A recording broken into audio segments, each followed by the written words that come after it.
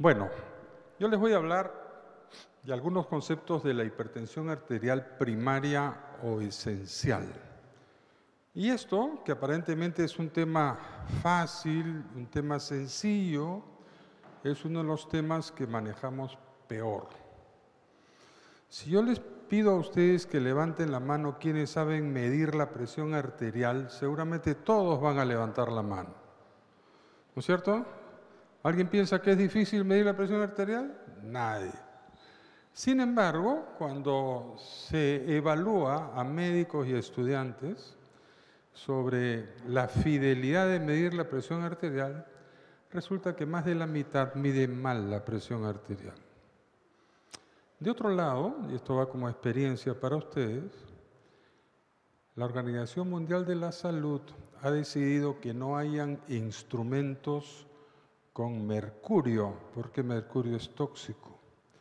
Así que tensiómetros de mercurio van a desaparecer.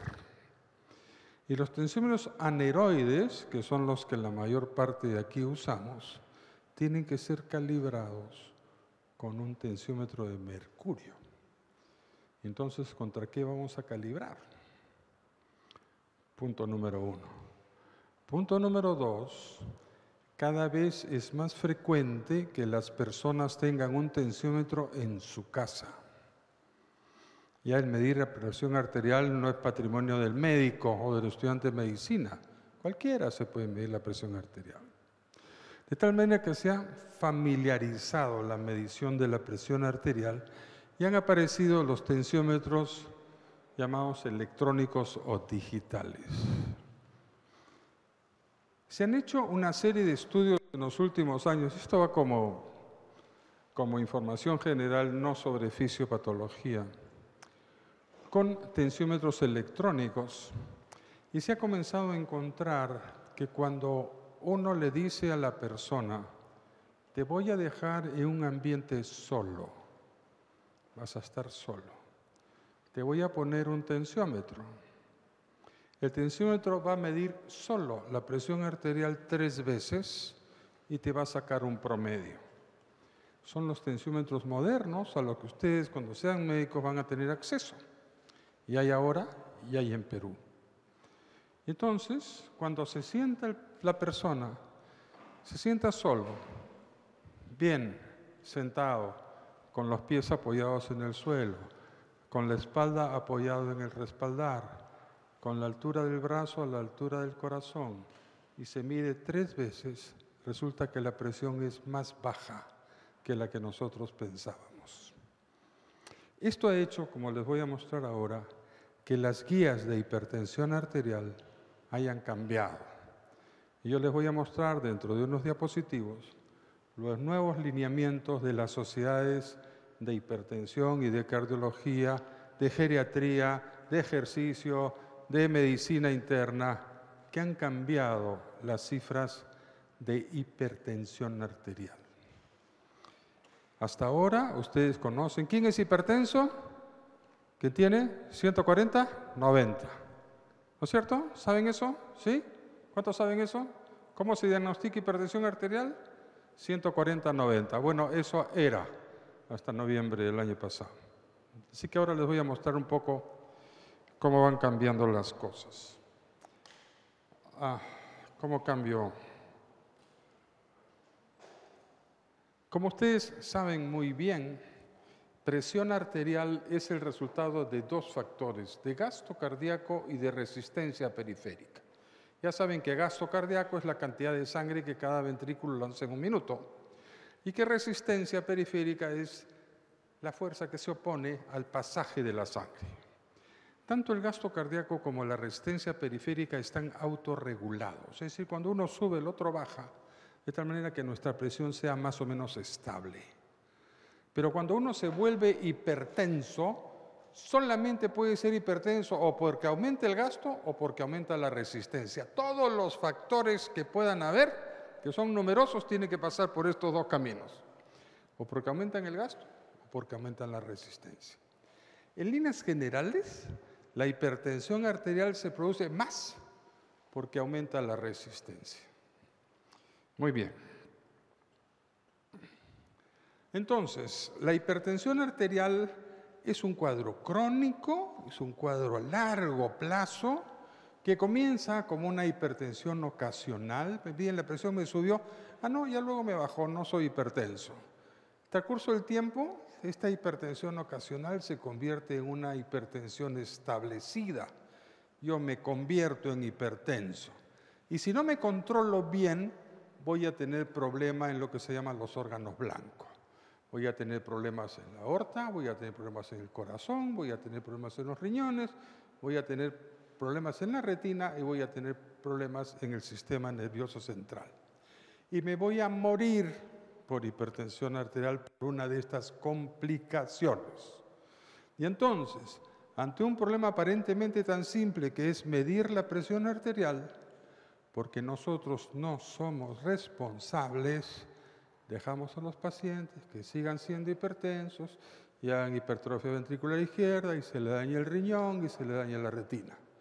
Porque eso no pasa de la noche a la mañana, sino pasa en años. ¿De acuerdo? Y entonces la medicina moderna es una medicina de promoción y de prevención de la salud. Entonces, ¿qué es hipertensión arterial?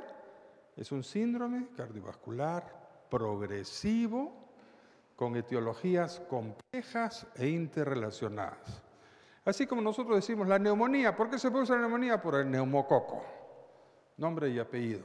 En hipertensión arterial no sabemos por qué. Hay muchas causas posibles, ¿de acuerdo? Entonces no sabemos muy bien cuál es el único punto, probablemente hay muchos, pero felizmente lo que sabemos bien es cómo controlar la presión arterial. Eso sí lo sabemos bien. Entonces, en el transcurso del tiempo, primero se producen anormalidades fisiológicas, empieza a funcionar algo mal, luego se producen cambios estructurales en el corazón y en los vasos, y finalmente se daña el corazón, el cerebro, los riñones y los vasos. Eso se traduce en que nos enfermamos o nos morimos. Muy bien. Entonces, cuando nosotros no sabemos cuál es la causa específica de la hipertensión, a eso le llamamos hipertensión esencial o hipertensión primaria. Y cuando se determina con precisión la causa, eso es hipertensión secundaria. En líneas generales, de 100 pacientes que ustedes vean con hipertensión arterial, 90 a 95 son hipertensión esencial. Entonces no hay que buscar mucho. Hay que asumir de que todos tienen hipertensión esencial y darle tratamiento. Si en el transcurso del tiempo se ve que el paciente no va bien, no le pueden controlar la presión arterial, o es un paciente muy joven, o es un paciente muy viejo, entonces empiezan a buscar hipertensión secundaria. Pero si empiezan a buscar hipertensión secundaria que cuesta mucho dinero, van a encontrar solamente en 5% de ellos. Le van a hacer gastar plata 95 para encontrar solamente en 5. Es una cuestión de costo-beneficio. Muy bien. Entonces, la hipertensión esencial, o llamada también primaria, ¿de acuerdo? Es una hipertensión que tiene etiología desconocida y hemos dicho representa 90-95% del total de hipertensos. Se inicia en la quinta o sexta década, muchas veces antes. Es importante la historia familiar. Entonces le van a preguntar, le encuentran hipertensión arterial y dice, ¿tu papá es hipertenso? Sí. ¿Tu mamá es hipertenso? Sí. Cuando papá y mamá son hipertensos, uno tiene altas posibilidades de ser hipertensos. Hay por ahí un problema genético que les voy a explicar, pero que es de difícil investigación y muy caro. Muy bien. Entonces, si ambos padres son hipertensos, el riesgo de hipertensión aumenta por 250. Las correlaciones entre padres e hijos son más fuertes que entre los cónyuges. O sea, si yo me caso con alguien, no necesariamente voy a ser hipertenso, pero mi papá sí y mi mamá sí. ¿De acuerdo? El matrimonio no lo hace uno hipertenso. A veces el estrés sí, pero el matrimonio en líneas generales no. ¿De acuerdo? Y otras cosas que van a ver es que los afroamericanos habitualmente son más hipertensos. Y si alguien viene con dolor de cabeza a la emergencia y es afroamericano, midan la presión porque tienen altas posibilidades de que sea hipertenso. ¿De acuerdo? Y obviamente los hipertensos son más frecuentes en las ciudades que en el campo. ¿De acuerdo? Y alguna gente ha dicho la hipertensión es un problema de la civilización. Porque en las tribus que no han tenido contacto con la civilización casi no hay hipertensos. En el Perú, años atrás, cuando uno iba a Huancayo, 3.000 metros sobre el nivel del mar, no encontraba ningún hipertenso. Ahora que Huancayo es una ciudad urbana, cosmopolita, hay un montón de hipertensos. No había ni un infarto, ahora hay un montón de infartos. La civilización te va complicando la vida. ¿Qué pasa en Perú? Este es un estudio de la Sociedad de Cardiología de hace unos años que dice, estas son cifras que nos parecen un poco altas, que 25% de los adultos en el Perú son hipertensos. Y cuando se trata de 70 años a más, 36% son hipertensos. O sea, en el Perú, si ustedes ven a alguien de 60 años o más, 4 o 5 de 10 son hipertensos. Si ustedes viven en Alemania, 8 de 10, encima de 60 años, son hipertensos. Entonces, hipertensión arterial es un problema mayor en la medida que uno tiene más edad. A la edad de ustedes hay pocos hipertensos. Sí hay pocos hipertensos. A medida que uno va envejeciendo, tiene más hipertensión arterial. Y este estudio muestra también que en la zona urbana hay más hipertensos que en la zona rural. ¿De acuerdo? Y también esto es lo mismo. Y lo otro es que todavía en el Perú la gente no se mide la presión arterial. Y entonces 60% no saben que son hipertensos. ¿Cuál es la manera de diagnosticar hipertensión arterial? Medir la presión arterial. ¿Por qué? Porque la hipertensión no necesariamente produce síntomas. La gente no va a ver a ustedes, doctor, me duele la cabeza, tengo visión borrosa, me mareo. No, a veces no tengo nada. Y como no tienen nada, aparentemente cuesta trabajo convencerlos de que tomen medicación. Oiga, usted es hipertenso, tiene que tomar esta pastilla, doctor, me da mal, ahora les tomo. Si yo no siento nada, ¿para qué me da tratamiento? Quiere ganar plata conmigo. ¿De acuerdo? Entonces tenemos que convencer a la gente de la importancia de controlarse. Muy bien. Entonces, ¿cuál es la evolución de la hipertensión arterial en el tiempo desde el punto de vista hemodinámico? Cuando uno es joven, si es hipertenso es porque aumentó el gasto cardíaco y la resistencia está normal. Cuando va aumentando en edad, el aumento de presión arterial es fundamentalmente por aumento de resistencia periférica. Y cuando es un adulto mayor, definitivamente es por aumento de la resistencia periférica. ¿De acuerdo? Entonces, la causa es diferente. En los jóvenes, gasto cardíaco. En el 90% de los hipertensos, resistencia vascular periférica. ¿Qué quiere decir esto? Las arteriolas se contraen. Y se contraen, aumenta la resistencia. Si aumenta la resistencia, aumenta la presión. Ese es el tema. Muy bien.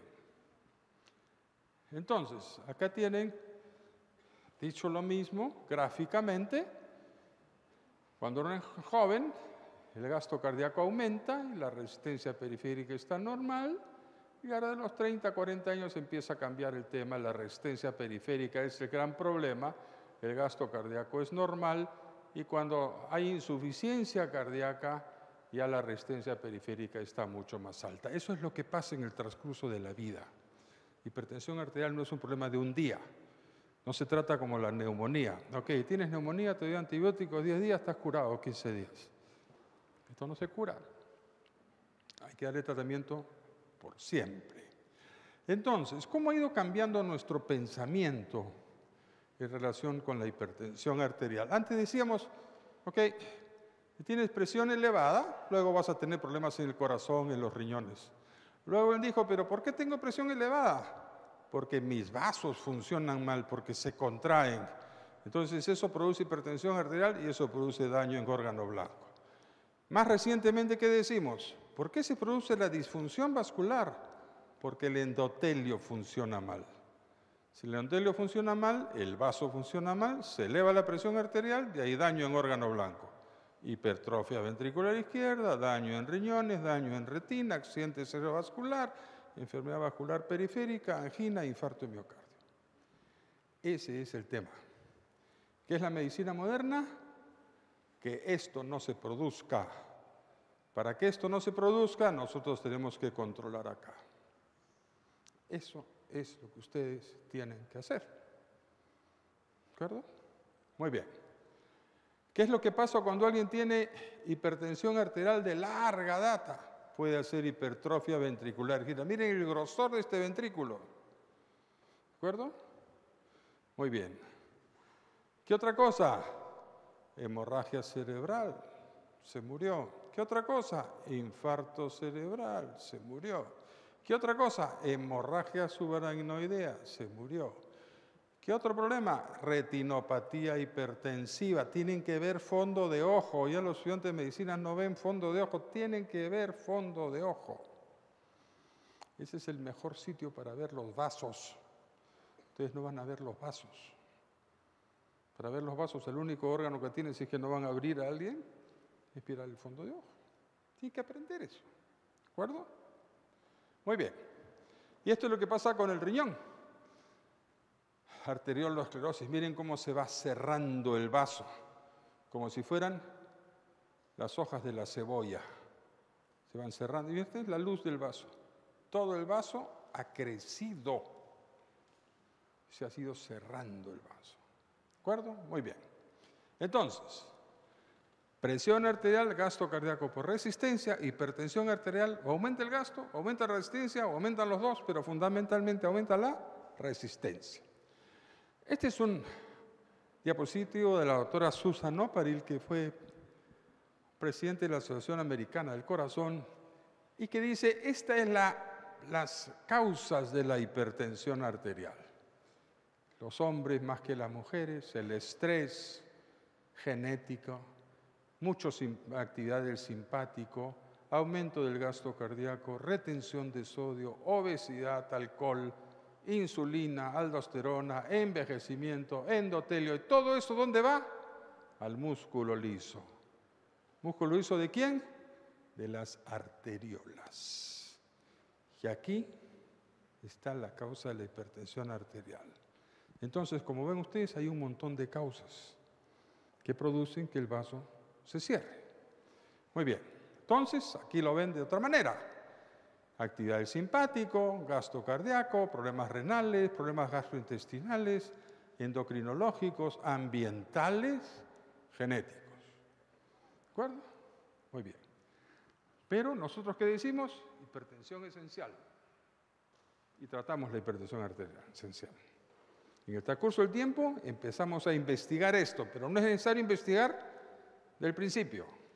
¿Ok? Si no, cuesta mucha plata. Entonces, en la hipertensión arterial primaria puede haber influencia genética, puede haber influencia ambiental y puede haber influencia demográfica. Demográfico, mientras más viejo, más hipertenso. Ambiental, si como más, me pongo más gordo. Y genético, si mis padres son hipertensos, yo voy a ser probablemente hipertenso. Entonces, hay influencias genéticas e influencias ambientales. Aquí está la hipertensión arterial. Esta hipertensión arterial se produce porque aumenta el gasto o porque aumenta la resistencia. ¿Por qué puede aumentar la resistencia? Porque el vaso reacciona más. Reactividad vascular, o sea, más rápidamente se contrae. Y luego, en el transcurso del tiempo, la pared del vaso se pone más gruesa. Por aquí hay defectos en el manejo de la sal por el riñón. Entonces, a través de esto o de esto, yo llego a la hipertensión arterial. Muy bien. Esto es prácticamente lo mismo. Yo les voy a pasar unos cuantos diapositivos de influencia genética para que ustedes sepan, ¿de acuerdo? Que esto se está estudiando, que es complejo, es fastidioso, es tedioso, pero tienen que saberlo. ¿De acuerdo? Que sepan que hay enfermedades que producen hipertensión arterial y que son detectables por alteración genética, pero son muy poquitos. ¿De acuerdo? Entonces hay que conocerlos. pero no hay que comenzar a buscar alteraciones genéticas en todos los pacientes. Entonces, hay desórdenes monogénicos, raros, y clásicas formas de rasgos cuantitativos. Estos desórdenes monogénicos raros son un pequeño porcentaje en los seres humanos, donde el riñón reabsorbe más sodio de lo que debe y tienen renina baja. Síndromes con niveles elevados de aldosterona, hiperaldosteronismo familiar tipo 1, y el gen responsable es este. Pseudohipoaldosteronismo tipo 2, los genes responsables son estos. Hiperaldosteronismo familiar, el gen responsable es esto. Se ha avanzado en identificar genes, ¿de acuerdo? Estos otros, hiperplasia adrenal, síndrome de Liddle, ¿de acuerdo? Síndrome de exceso de mineralocorticoides, y aquí tienen los genes, ¿de acuerdo? No es necesario que los recuerden cada uno y por eso lo vamos a pasar rápido, pero simplemente que sepan, como estudiantes de medicina, y de repente acá 10 años, eso va a ser una mayor novedad.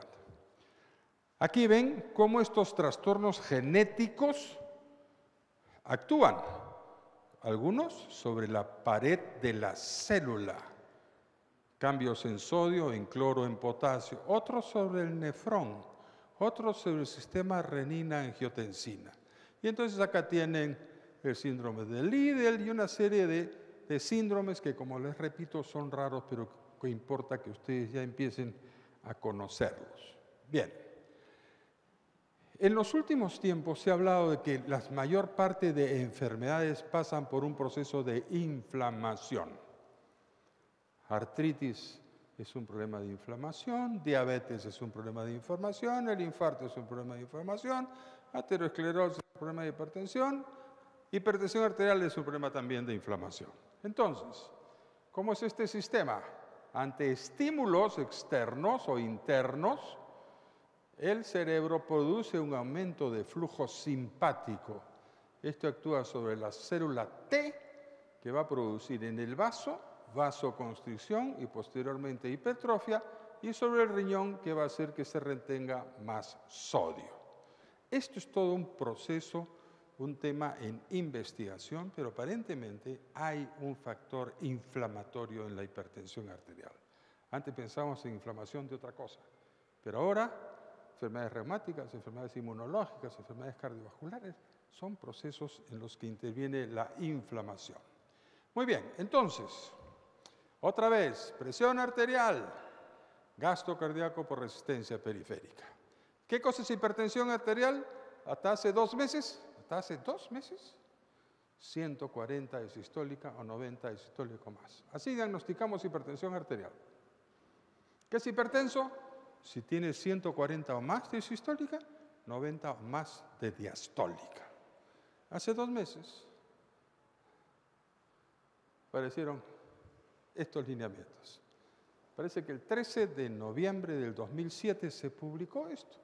Todas estas siglas de acá son sociedades científicas. Lineamientos para la prevención, detección, evaluación y manejo de los pacientes, de los adultos con hipertensión arterial. ¿Dónde lo puede conseguir? Esto salió el 13 de noviembre del 2007 en la revista que se llama Hypertension, en la Journal of the American College of Cardiology, y aquí están las citas. Abierto al público en general, no cuesta nada. Un montón de páginas. Los que tienen interés deberían leerlo. ¿Qué dijeron ellos? Aquí está, nos cambiaron el chip. Nos han cambiado el chip porque nos han dicho, ¿qué cosa es tener presión normal? Menos de 120 y menos de 80. ¿Ustedes se han medido la presión arterial entre ustedes? ¿Sí? ¿Cuántos de ustedes tienen menos de 120 y menos de 80? Una tercera parte. Cuando nosotros hemos recibido a pacientes, les hemos dicho, ¿cuánto tienes? 120 con 80, te felicito. Qué bien está tu presión. ¿Cuánto tienes? 130 con 80, te felicito. Qué bien estás. Ahora tenemos que decirle, pues acá lo vamos a ver un cuadrito mejor. ¿Qué cosa es hipertensión? Ya no es 140/90, es 130/139 y de 80/89. Quiere decir que si ustedes le miden la presión entre ustedes, se van a encontrar varios entre ustedes, 130/80 ya son hipertensos. Y esto es nuevecito, 2 meses de gestación. ¿De acuerdo? ¿Qué cosa es hipertenso estadio 2? Lo que hasta ahora sabemos. 140 o más, 90 o más. Hasta ahora, nosotros decíamos, esto es hipertensión arterial, esto. Ahora tenemos que decir esto. ¿Cuál es el propósito de esto? El propósito de esto es no esperar que la población llegue acá, sino que cuando estemos por aquí o estemos por aquí, le digamos a los pacientes, baja de peso, no comas tanta sal, haz ejercicio, disminuye el estrés. Es lo que ustedes tienen que decir. En vez de tanta pastillita, eso es lo que tienen que decir, para que no lleguen acá. ¿De acuerdo? Y eso es lo importante. Lo otro importante es que aprendan a diagnosticar hipertensión arterial enmascarada e hipertensión arterial de mandil blanco. Ocurren 3 tipos de pacientes. Un paciente viene donde ustedes y ustedes le encuentran, para hacerlo fácil, 140/90 le dicen, tú eres hipertenso. Anda a tu casa y mídete la presión, 140/90, eres hipertenso. Otro grupo de pacientes viene y ustedes le miden la presión y dicen 140/90. Doctor, pero yo tengo un tensiómetro en mi casa, voy a medirme a mi casa. Va a su casa, se mide y tiene 120/80. ¿Qué pasó? Hipertensión porque le vieron la cara al médico. Hipertensión de mandil blanco. En el consultorio tengo presión alta. En mi casa mi presión es normal. ¿De acuerdo? Eso se llama hipertensión de mandil o de bata blanca, como quieran. Y hay una cosa al revés que antes no sabías mucho y que se llama la hipertensión enmascarada. ¿Qué es eso? Al revés. En el consultorio tengo presión normal y cuando me voy a mi casa, ahí tengo la presión alta. Y eso se llama hipertensión enmascarada. ¿Por qué importante es esto? Porque en el transcurso del tiempo estos se van a convertir en hipertensos sostenidos. Entonces, no necesariamente requieren medicación, pueden requerir una evaluación, pero no necesariamente le tenemos que dar medicamentos, pero sí recomendaciones sobre su forma de vivir. ¿De acuerdo? Antes no sabíamos esto. ¿Por qué no sabíamos? Porque los que tomábamos la presión arterial éramos nosotros. Yo como médico te tomo la presión. Doctor, y me lo tomé en casa, tú no sabes. Tú no sabes. ¿Qué sabes? Soy yo, que soy el médico. Así me enseñaron a mí. ¿De acuerdo? Así no es, pues. Así no es. Medir la presión arterial, ahora el equipo electrónico me mide la presión solo. Entonces la gente cada vez más tiene tensiómetros en sus casas, porque no es tan caro. Y porque los hipertensos es bueno que se controlen a sí mismos. Nos ayudan en su tratamiento, en su evolución. Doctor, ¿sabe qué? La semana pasada me medí la presión 7 veces, de 5 tuve presión alta. Quiere decir que no lo estoy controlando bien. Doctor, me subió la presión en la noche. Doctor, me subió la presión en el día. ¿De acuerdo? Entonces, nos ayudan ahora los pacientes en el manejo de su hipertensión. ¿Y qué pasó acá? A ver. Listo. Entonces, ¿qué es lo que ha traído como consecuencia esto? Que antes a los que consideramos normotensos son ahora hipertensos. Antes, solamente 11% de los hombres entre 20 y 44 años se consideraban hipertensos. Ahora son 30. 3 de 10. Una tercera parte de gente de 20 años como ustedes, un poquito menos, pueden ser hipertensos con esta nueva cifra. Lo otro que van a ver es que aquí están los afroamericanos. 60% son hipertensos con esta nueva cifra. Cuando nos consideramos 140/90, eran 4 de 10, ahora son 6 de 10. Entonces, ¿de qué se trata? De actuar antes. Se trata de que estemos más alertas, que no solamente le digamos a la gente, no te preocupes, tú estás perfecto. No, no fumes, haz ejercicio, baja de peso, si es hipertenso. ¿Ok? Ustedes se van a encontrar con una población de adultos que tienen la presión sistólica alta y la presión diastólica baja. Por ejemplo, va a ser, viene al consultorio, ¿cuántos años tiene usted? 70 años.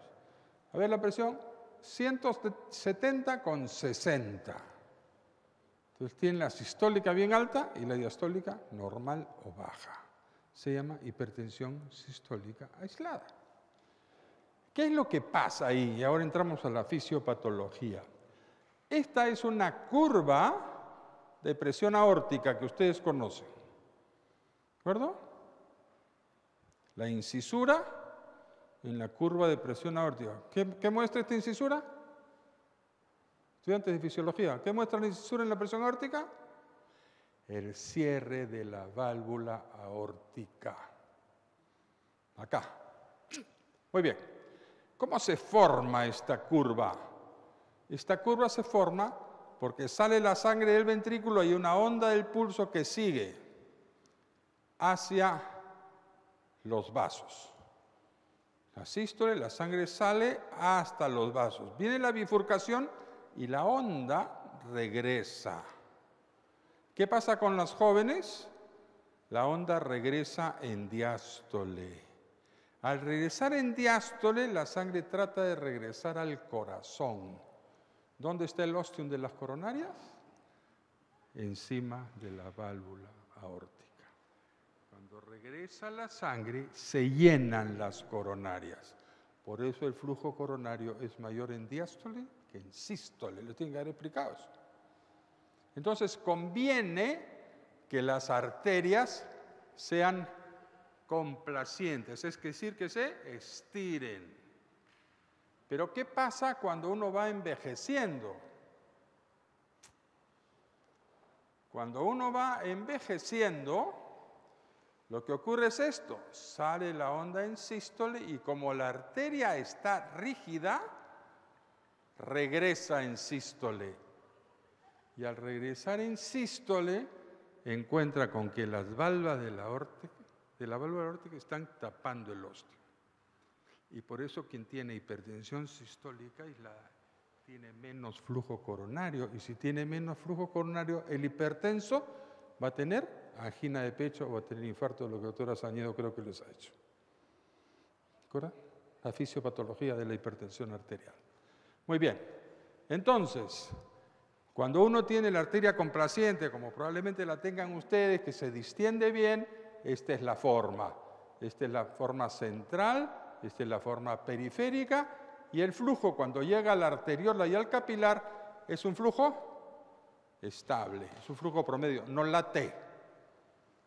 Late en la arteria, en la arteriola y en el capilar ya no late.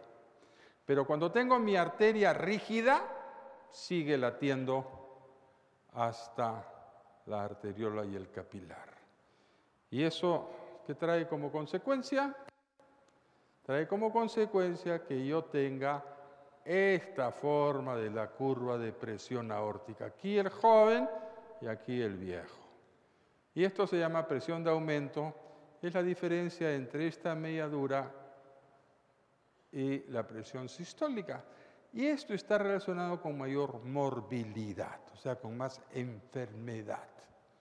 Entonces, esa presión, la hipertensión sistólica tiene una fisiopatología diferente de las otras hipertensiones. ¿De acuerdo? Muy bien. Entonces, cuando las personas envejecen, primero tienen cambios funcionales, disminuye la distensibilidad, aumenta la rigidez, hipertensión sistólica. Primero funcional y luego estructural. La pared va engrosándose y hace que la hipertensión arterial sea sostenida. Muy bien, y entonces, cuando yo tengo mis arterias rígidas, hay estrés pulsátil hay daño microvascular, infartos lacunares y albuminuria. Y pasa esto. ¿Han escuchado ustedes el Alzheimer? ¿Sí, no es cierto? Alzheimer, la demencia senil. Bueno, todos se piensan que todos los que tienen demencia senil tienen Alzheimer. No, tienen esto. Tienen demencia vascular. En la medida que se han hecho hipertensos, han comenzado a hacer trombos pequeñitos. Y en el transcurso del tiempo han hecho problemas cerebrales de infartos lacunares, infartos pequeñitos que se van sumando, y en el transcurso de los años los pacientes hacen demencia. ¿Cómo diferenciamos? Bien difícil. Bien difícil, porque el Alzheimer se hace con biopsia del cerebro. Pero clínicamente los pacientes se van deteriorando desde el punto de vista cognitivo, ¿no es cierto? Empiezan a olvidarse cada vez más. Ellos también se olvidan. Empiezan a olvidarse cómo se llaman, empiezan a no poderse desplazar, pierden el control de sus esfínteres y se van deteriorando. No todo es Alzheimer. Esta es demencia vascular. ¿Cómo prevenimos esto? Facilito, con el tensiómetro y con medicación. No se necesita resonancia magnética, no se necesita tomografía de positrones, no se necesita diagnósticos sofisticados. ¿Qué cosa necesitan? Un tensiómetro y un estetoscopio. Todo lo que necesitan. ¿Cuánto vale? Poquísimo. En la medida que seamos más eficientes, tendremos menos de esto. La medicina lo que ha hecho es esperar el infarto. Entonces acá todos estamos contentos. Vamos al hospital a ver cómo tratamos un infarto. Lo que me parece muy bien. Lo que tenemos que hacer es cómo evitamos el infarto, cómo evitamos el accidente cerebrovascular, cómo evitamos la función renal. Esa es la medicina moderna, la medicina de ustedes. Bien, seguimos. Ustedes saben que la regulación de la presión arterial tiene que ver con los varoreceptores o los presorreceptores que están en el callado de la aorta y en la bifurcación de las carótidas.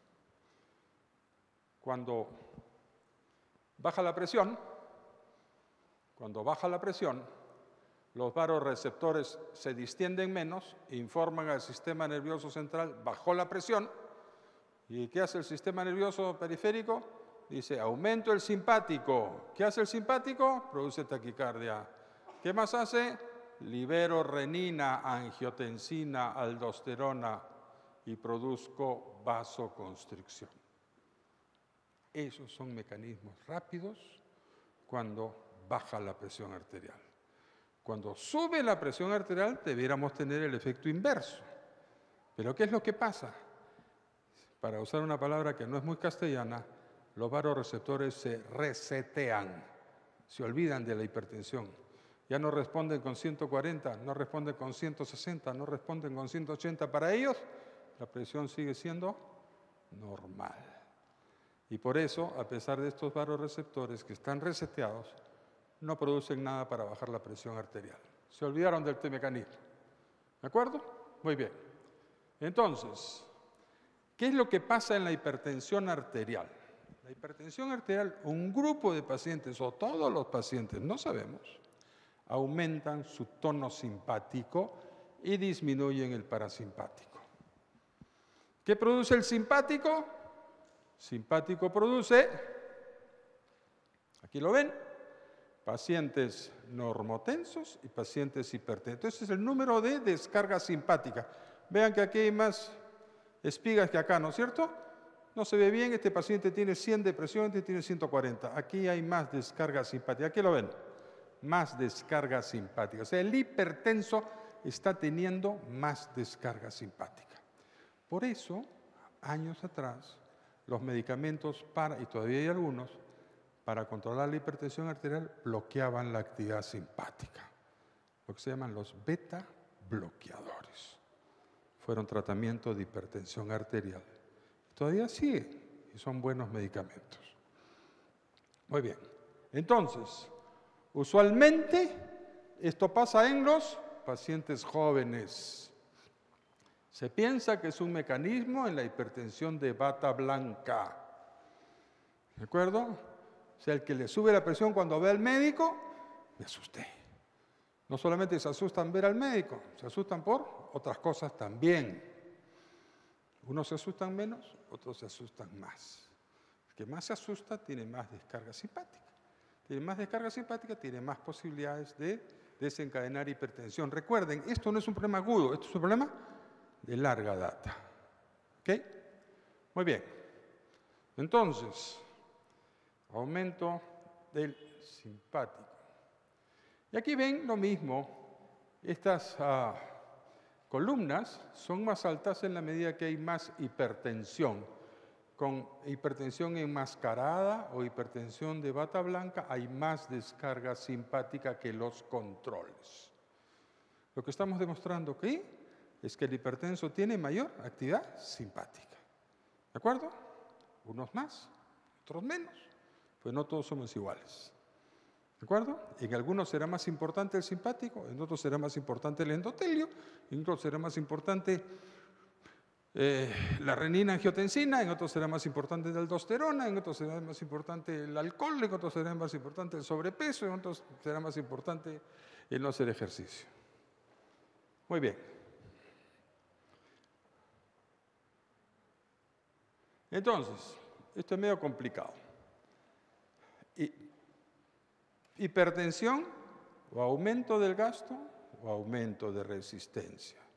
Si hay aumento de resistencia, inicialmente es una constricción funcional de las arterias se contraen y se relajan, y luego, como uno hace tanto ejercicio, el músculo crece, ¿no es cierto? Si la arteriola se empieza a contraer tanto, empieza a engrosarse el músculo liso. Y al engrosarse el músculo liso, la luz del vaso disminuye. Si la luz del vaso disminuye, aumenta la resistencia. Si aumenta la resistencia, aumenta la presión. ¿De acuerdo? Ese es el tema que dura años. Muy bien. ¿Y por qué se produce esto?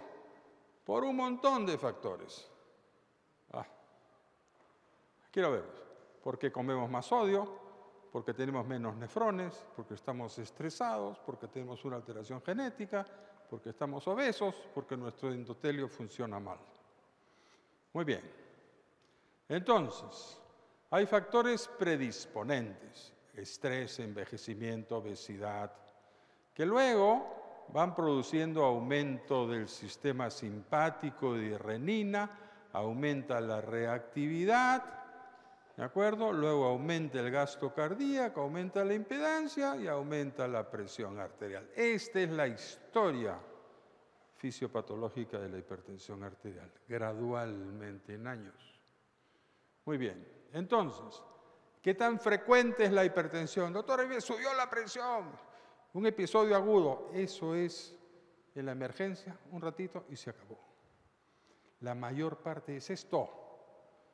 Presión crónica, hipertensión crónica. Los jóvenes, pocos. Los adultos mayores, mucho más. ¿De acuerdo? Muy bien. El otro gran sistema es el sistema renina-angiotensina, aldosterona. Ya ustedes conocen bien esto, ¿no es cierto? El angiotensinógeno, que se convierte en angiotensina 1, la angiotensina 1 se convierte en angiotensina 2, esto se une a un receptor y produce un montón de cosas. Produce aumento de aldosterona, produce retención de sodio, produce vasoconstricción y produce liberación de norepinefrina o noradrenalina. Miren ustedes cómo este sistema de renina-angiotensina colabora con la vasoconstricción, no solamente por un efecto directo, sino porque ayuda a que el sistema simpático también produzca vasoconstricción. Los dos sistemas actúan en conjunto. Y entonces ahora entendemos por qué los tratamientos modernos de la hipertensión arterial bloquean esto.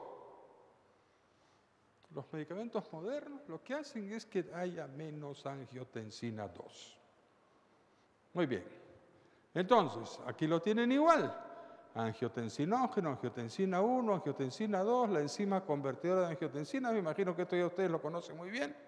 El receptor, activación simpática, especies reactivas de oxígeno, inflamación, crecimiento celular, aldosterona, retención de sodio. Y aquí tienen hipertensión arterial. Aquí está. Aumenta el simpático, aumenta la oxidación, inflamación, crecimiento celular, retención de sodio. Eso es hipertensión arterial. Bueno, yo estoy dejando los diapositivos para que ustedes lo puedan tener. Muy bien, entonces, hay una relación entre riñón e hipertensión arterial. ¿De acuerdo? El riñón elimina sodio y elimina agua. Si el riñón no elimina sodio, retiene sodio. Y el organismo, al retener sodio, retiene más agua. Y al retener más agua, aumenta el gasto cardíaco. Y de otro lado, el sodio, se mete a la pared vascular. Y al meterse a la pared vascular, produce vasoconstricción. Entonces, sodio es importantísimo en la presión arterial. Por eso que nosotros y todos, y ustedes les van a decir a los pacientes, si usted es hipertenso, debe comer menos sodio. ¿Cuánto tiempo tengo? ¿Se prendió la amarilla? ¿Qué tiempo tengo? ¿Ah? ¿2 minutos? ¿5? Ya. Entonces, yo tengo que comer menos sodio. ¿Qué pasa con el sodio en la hipertensión? Pasa todo esto. Miren, la fisiopatología es un poco compleja, pero al final aumenta la reabsorción de sodio y se produce vasoconstricción. Y eso produce hipertensión arterial. Eso ayuda defectos genéticos que hemos visto al inicio. Entonces, ustedes van a escuchar a alguien que dice, doctor, yo soy hipertenso, yo como poco sodio y no me pasa nada, no me baja la presión, nada. Y entonces hay hipertensos sensibles al sodio e hipertensos que no son sensibles al sodio. ¿Cómo sabemos eso? Tenemos que hacer muchas experiencias. ¿Qué le tenemos que decir al hipertenso? Coma menos sal. Pero para eso tienen ustedes que aprender. Porque al paciente usted le dicen coma menos sal. ¿Qué cosa significa eso? Baje la sal en la comida. ¿Qué significa eso? Que le bajen el salero del segundo piso al primer piso. Tienen que decirle, es 1,5 cucharadas de sal por todas las comidas del día. Lo máximo que usted puede comer. Tienen que darle una dieta, tienen que aprender nutrición o mandarlo donde un nutricionista. Porque si no, baje la sal no significa nada. ¿Qué cosa es bajar la sal? Si yo como médico, ustedes van al consultorio y digo, baje la sal, ¿qué van a entender ustedes? Entonces tienen que decirle varias cosas. No use salero. No coma comidas enlatadas que tienen un montón de sal. Ya con eso han avanzado bastante. Y dígale a la señora que cocine con menos sal. Entonces, cuando se retiene sodio, aumenta la presión, y se aumenta la presión del glomérulo y se produce retención de sodio. Y este es el círculo vicioso de la hipertensión arterial. Ok, entonces, esto es lo que pasa cuando uno come sodio y uno es hipertenso. Cuando es hipertenso, le sube más la presión por la misma cantidad de sodio que come. Aquí está en 100 y aquí está en 150. Este comió más sal, porque es hipertenso. Pero aquí está la diferencia, el que le digo yo, el sal resistente y el sal sensible. Este sensible le baja la presión, este resistente no le baja la presión. ¿Cómo sabemos? Baje la sal y le controlamos la presión. Es más fácil que hacerlo 50 pruebas bioquímicas. ¿De acuerdo? Muy bien, entonces, ya acabando, de lo que se trata es de que cuando uno come más sal, entonces tiene una serie de problemas. Aumenta el simpático, aumenta la renina, aumenta el calcio, aumenta el sodio y se produce hipertensión arterial. Por defecto en la membrana, genético, problema de la membrana, genético y ambiental, porque como más sodio de lo que debo. Este diapositivo les muestra a ustedes la relación entre lo ambiental y lo genético. ¿De acuerdo? Muy bien. Entonces, el riñón es importante modular la presión arterial. Hay que disminuir la ingesta de sodio y si no, hay que darle diuréticos. Y esto, rápidamente, esto es ley de Laplace, que les deben haber explicado en fisiología. Este es un normotenso. Recuerdan la ley de Laplace, ¿no? Tensión es igual a presión por radio entre espesor. Si yo tengo 100 milímetros de mercurio, mi presión es 0,2, mi radio es 1, la tensión de la pared es 20. Si mi presión es 183, haciendo lo mismo, lo van a ver después, mi tensión de la pared es 50. ¿Qué significa? Mi pared tiene que tener más tensión. Como tiene más tensión mi pared, se va engrosando. Es como si ustedes hicieran pesas. Y su pared se va engrosando. Y al engrosarse su pared, la luz del vaso disminuye. Y si la luz disminuye, tienen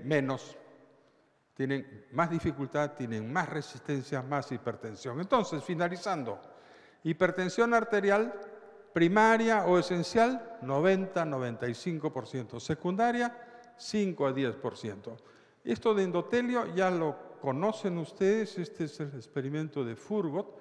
Simplemente decirles que el óxido nítrico se produce en el endotelio, viaja al músculo liso y produce relajación. Esto es un mecanismo importante. Óxido nítrico se produce todos los segundos de la vida y eso mantiene nuestros vasos relajados. Y por eso están dilatados los vasos y están fisiológicamente bien. Cuando somos hipertensos, se produce menos óxido nítrico y se produce más endotelina. ¿De acuerdo? Entonces, en líneas generales, la hipertensión arterial, estrés oxidativo, disfunción endotelial, secuela clínica de hipertensión arterial. Y ya terminando, alguien dice, lo que pasa es que nosotros somos hipertensos porque comemos diferente de nuestros antepasados. Y a alguien se le ocurrió medir, no sé cómo lo hicieron, qué comía un hombre del Paleolítico y comía un hombre de estos tiempos. Y miren ustedes, en el Paleolítico comía 690 de sodio y ahora comemos 3.400. Antes comía un montón de potasio, ahora comemos menos potasio. Antes comíamos un montón de calcio, ahora comemos menos calcio. Al comer más sodio, al comer más calcio y al comer menos potasio. Entre otras cosas, nos hemos vuelto hipertensos. ¿De acuerdo? Muy bien. Y entonces, un minuto más, por favor. Recuerden entonces, la hipertensión crónica es el problema. La mayor parte de pacientes son hipertensos crónicos. ¿Qué tenemos que hacer como médicos? Evitar que se mueran de daño en órgano blanco. ¿Cómo hacemos eso? Evitamos los factores de riesgo. ¿Cuáles son los factores de riesgo? Diabetes, hipertensión, obesidad, tabaquismo. ¿Qué se necesita para esto? Orientación y medicamentos. ¿Los tenemos actualmente? Sí. ¿Son enfermedades raras que requieren de tratamientos rarísimos, caros? No. Está al alcance de todos nosotros. Y este es mi último diapositivo, creo. ¿Qué tenemos que hacer? Maneje el estrés, limite el alcohol, no fume, controle su peso, haga ejercicio, coma verduras y frutas y coma menos sal. Con eso vamos a hacer que muchos pacientes, muchas personas vivan mejor, tengan una vida más larga y sana, no una vida larga y enfermo. De eso se trata la medicina. Muchas gracias por escucharme.